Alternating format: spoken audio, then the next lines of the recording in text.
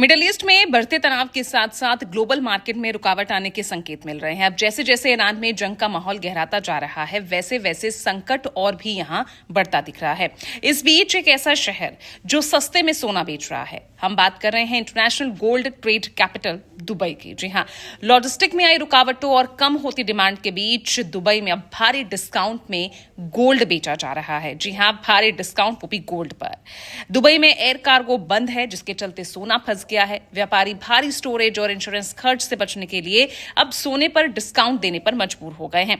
अब हालात ये हो गए हैं कि यहां व्यापारी लंदन बेंचमार्क प्राइस से करीब 30 रुपए प्रति ऑन्स तक की छूट पर सोना बेच रहे हैं, ताकि भारी स्टोरेज किराया और इंश्योरेंस चार्ज से बचा जा सके।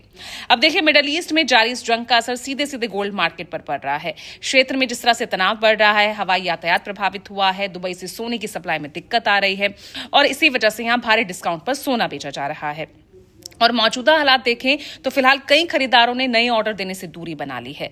इस वक्त सोने की शिपिंग और इंश्योरेंस की लागत काफी बढ़ गई है और उसके साथ साथ समय पर डिलीवरी की भी कोई भी एक निश्चित गारंटी नहीं है और ऐसे में खरीदार ऊंची लागत चुकाकर यहां जोखिम नहीं लेना चाहते।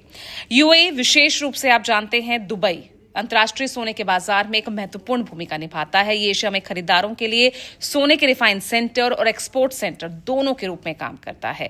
चाहे स्विट्जरलैंड हो, ब्रिटेन हो, कई अफ्रीकी देश हैं, यहां से आने वाले माल के लिए सेंटर्स का काम करता है।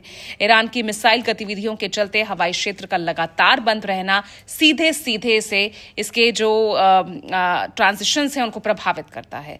और अगर भारत पर इसके असर की बात करते हैं तो अभी तो भारत में पर्याप्त भंडार है, क्योंकि अभी जिस तरह से हम देख रहे हैं, जिस तरह से सोने के दाम बढ़ रहे हैं, इसकी डिमांड में भी काफी कमी आई है, तो फिलहाल तो पर्याप्त स्टॉक कहा जा रहा है। लेकिन अगर इसी तरह की स्थिति आगे बनी रहती है तो जरूर कुछ समस्या पैदा हो सकती है।